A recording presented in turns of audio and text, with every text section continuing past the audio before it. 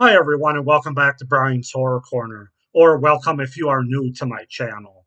So, today we're going to take a look at another horror movie from 1980 as part of my overall 1980s horror movie series, which is continuous on my channel for the next who knows how many years. This is obviously only part one of 10, as I'm planning to do each year throughout the coming years from 1980s. So, with that being said, the movie we're going to take a look at today is definitely a strange one. It's a movie that I thought was a sequel, so I went out and bought the original because I'd never seen either of them. Um, Only to find out that you really don't need to watch the original because this is a sequel that's loosely based on the original, not at all directly related to it. And that movie from 1980 is Patrick Still Lives, which I have in my Severin collection here on DVD from 1980. This is an Italian horror exploitation film. Patrick Still Lives, and of course, there is a movie called Patrick from 2 years earlier that I believe was an Australian movie. This is an Italian movie that really the only thing it has in common with it is the name. There's a guy named Patrick that's in a coma. Um, but that's about the only things that the movies have in common. So I did not watch Patrick before I watched this because I found out I didn't have to. So Patrick Still Lives from 1980, the Severin release. Let's go ahead and get into this movie. There's a lot to say about it. Patrick Still Lives, also known as Patrick is Still Alive, is a 1980 Italian horror film directed by Mario Landi, and it was his last film that he directed in his career. He died in 1992.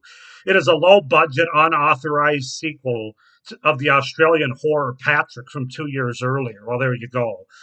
It's known primarily for its graphic scenes of sex and gore, notably an extremely graphic scene of rape. I know which one they're talking about, which ended with the victim disemboweled with a poker. I know what they're talking about. The film follows events surrounding a young boy named Patrick sent into a coma after a roadside accident and who develops psychic powers with which he is free to commit brutal murders. Six different people arrive after being invited to this mansion by this wealthy scientist, also known as Patrick's father, which we'd later find out in the movie. So that's kind of the setup and the premise for Patrick Still Lives. I know there's not a whole lot there. As far as the cast goes, I'm going to do my best with these names because they're all foreign names, overseas names. So Sasha Patoff is Dr. Herschel. Gianni Di is Patrick Herschel. Mary Angela Giordani as Stella Randolph. Carmen Russo is Cheryl Koff. Paolo Gusti as Mr. Davis, Franco Silva as Lyndon Kauf, and Andrea Bellafor as Lydia Grant. There, I don't think I did too badly considering. So that's to set up the premise and the cast for Patrick Still Lives from 1980. This movie's crazy, man. This is really a trip. It really is. Let me just say that the part of this movie that it shares with Patrick from 1978 is there's a boy named Patrick who's put into a coma after a roadside accident and develops psychic powers. But my understanding, he doesn't do in that movie what he does in this movie. So I'm only going to talk about this movie going forward now in this review, I promise.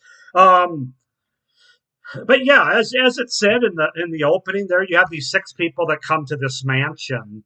Um, some of them come together, some of them come alone. They're not really sure why they're there. There's a big mystery surrounding it, and some of them are more skeptical than others because we come to find out they've all done things in their past that they wish they hadn't, or in some cases, they don't care that they have. They just don't want to be blackmailed for it. At the same time, of course, we see Patrick, who's in a comatose state, hooked up to these other three cadavers or other three comatose patients, basically, in this sort of like not hospital, but it's like the separate area of the mansion.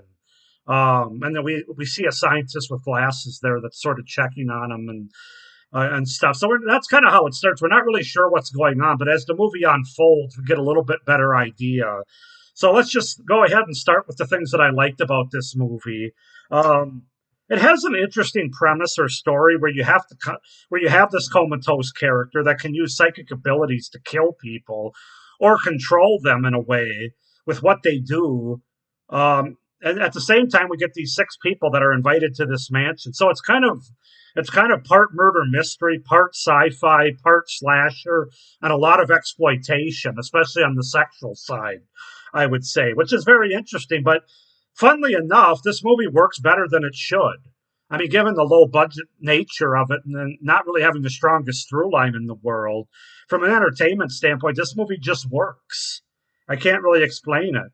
There are some really interesting and unique deaths, one in particular that can't be forgotten, no matter how hard you try, with a good amount of blood and gore with the kills and good practical makeup gore effects to boot. So, yeah, that was definitely a big pro in this movie. By the way, I forgot to mention there's a tagline on here, not a tagline, but it says forbidden to minors under 18. And there's a good reason for that. The tagline is ridiculous, sensational, and very entertaining. A slice of sleazy exploitation horror that is much better than it has any right to be. That's by Cult Italia. I guess it's not a tagline; it's a quote. But that quote pretty much sums up this movie. Frankly, ridiculous, sensational, and very entertaining. A slice of sleazy exploitation horror that is much better than it has any right to be. Uncut, uncensored, and scanned in 2K for the first time ever.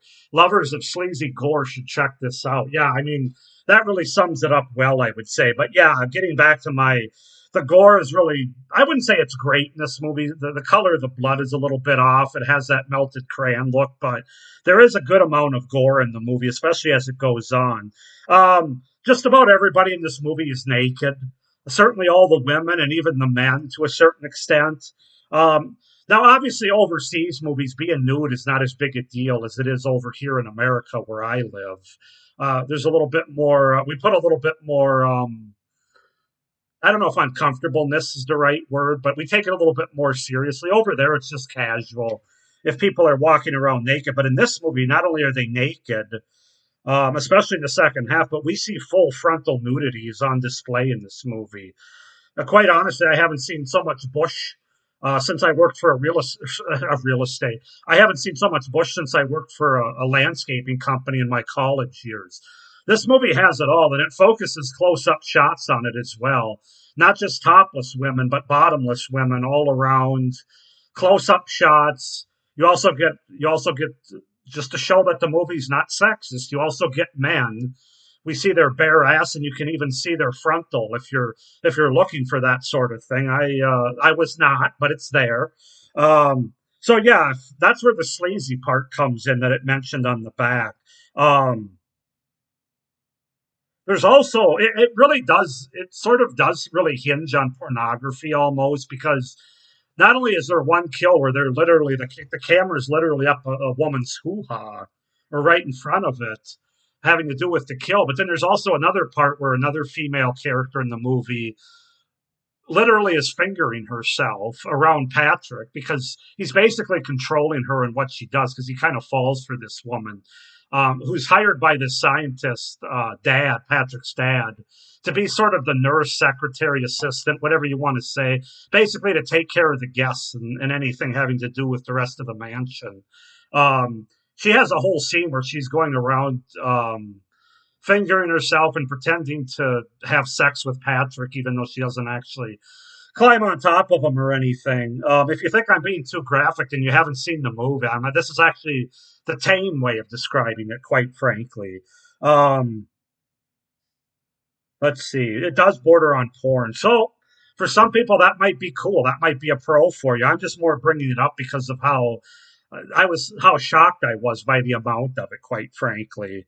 Um, Let's see. The kills are pretty well paced throughout the movie to where you're never really bored, and I was engaged throughout the movie. It also has some interesting twists and turns, including how and why these six characters came to be invited to this mansion. So those things I enjoyed. But it's well paced. Like the kills are well paced. Some of the kills are kind of absurd. One of them, the guy swimming in a pool and ends up becoming a boiling pool, and they have the makeup effects of him being all burned, like third degree kind of stuff going on, and that's kind of a weird kill, but it's good makeup effects, I'll say. There's another kill where a guy watches a hook literally hook him under the chin and hang him. Of course, there's the poker kill, which I talked about in the opening. Yeah, just a lot of really unique and bizarre kills. So it's not short on entertainment, that's for sure. Um, it has a really batshit third act finale with kills, gore, more nudity, of course, and just bizarreness. But it's fun, and it's a good way to wrap up the movie, considering what the movie's been up until that point. So yeah, I really enjoyed the finale. The score and the music used within the movie is very unique and almost Argento like Giallo. At times, it almost sounds like sort of like that alien spaceship type of musical cues that were used in old time movies and shows. That I'm not even giving it justice, but if you know, you know. But it was very unique. It's definitely not a score or music you're going to forget, and that's why it's a pro. And then overall, well, it's not a great movie from a technical standpoint or even a through line standpoint. It's really entertaining as hell. And well, I can't say that it's a movie I'm going to reach for that often. There will be times when I'm just in the mood for a batshit crazy kind of movie that's bizarre. And this one will be on that short list, quite frankly, of what I have in my collection. So those are the pros for Patrick Stillers. As far as the cons go, this is more of a warning, not so much of a con for me, but it might be for other people. This is an Italian movie that's not dubbed, so you are going to have to read subtitles when you watch this movie. Um, so just know that going in. But I don't think it's that hard to follow. But again, as I've gotten older, subtitles bother me less. I'm actually at the point where I would rather read subtitles on the screen than listen to bad dubbing. That might just be me though. There is some really low budget cheesy effects, mainly the one that we get when characters are looking off in the distance or towards something, and we end up seeing Patrick's eyes on the screen that's like green screen, basically green lit screen behind the eyes. This happens whenever Patrick is using his telepathy or psychic powers, leading to someone's death or control of that person, and that looked pretty dated, pretty late '70s cheesiness there, but in a good way. No, no, not really. That's why I have it on my cons. It's not really in a good way. It is cheesy. The acting overall isn't great. It seems pretty over the top and not grounded at all. Um, yeah, I don't really think anybody was all that great from an acting standpoint in this movie. But it's an Italian exploitation movie, so acting and a through storyline is not going to be what they go for with that. Um, let's see. A lot of these characters, speaking on the acting, a lot of these characters are just throwaway. Nothing all that interesting or unique about any of them that would make us care about who they are or if or when they get killed in the movie. They're just bodies, basically, for the most part. A couple of them have sort of a backstory. Like one is like a street hooker. One was like a thief or something. One was involved in a really bad hit and run accident where they took off. Um, so they all sort of have a little bit of a story, but as far as what's going on in this movie, it doesn't really give us that much to care about them all that much. At least I didn't get that. I'm not sure if they were being controlled at this part or not, but many of the characters are, as they're about to meet their demise, they just stand there and let it happen with little or no resistance. Like I was talking about the guy that has the hook that's being controlled, and he's just watching it come at him. It's like, maybe you want to move, dude. But I don't know. Like I said, that might be Patrick controlling them too, as well as the object. That wasn't really made clear, as a lot of the things in the movie aren't really made clear. And it's not just as a result of the fact that it's foreign and it's subtitled. They just don't do a good job of explaining things. A lot of on There is a lot of on-screen female abuse, men smacking women around that didn't really feel all that necessary, or at least as long as it went on, it wasn't. I didn't feel like it was necessary. There's one scene where these two girls are insulting each other at dinner, and they're going at each other, and these guys are just throwing them around and smack. There's another scene where one of the guy characters in the bedroom, she comes in and tries to flirt with him, and he's not having any of it, and she won't leave, and he smacks her around for probably a good 5 or 6 smacks or so. So that's just sort of another warning thing. Like this is the late '70s. It's Italian exploitation, and I guess they could do that kind of thing back then. But I felt it was a little excessive at times. It really didn't add much. And then my final con, it is a very low budget production, and some of it does look cheap, like it is low budget, like some of the shots and the camera work, and like I mentioned, some of the cheesy effects and things. But with all that being said, this is definitely almost a so bad it's good kind of movie, very entertaining, and not just because of the nudity and the borderline pornography. Um, but it's just bizarre. It's bizarre entertaining, if you know what I mean. So I'm going to give this movie a 7.5 out of 10. I can't give it higher than that because it's really not a great movie, especially from a technical standpoint, but it is an entertaining movie. So I can't go any lower than that either. So I think it's going to come in right at 7.5. I think that's a good place for Patrick Still Lives from 1980. So it's a movie you have to see to believe. Quite frankly, me describing it and doing a review doesn't even really give it justice. So check it out. Just know those warnings that I gave you with my pros and cons. There, mostly cons. As far as the amount of abuse, female abuse, and sexuality and nudity and everything, if that's something you're not into. So 7.5 out of 10 for Patrick Still Is from 1980. Go ahead and comment down below if you guys have seen this movie, what you think of it.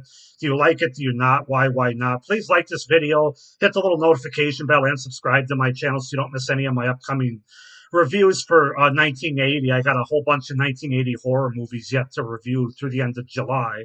And then, of course, I'll be doing my top, at this point, I would say top 15 horror movies of all time. Well, not of all time, from 1980, which will be coming around the very end of July. So, and you also don't want to miss my other great horror content that I have coming out starting in August and throughout the rest of the year. So, with that being said, I hope everybody's doing well. And as always, stay scared. Bye.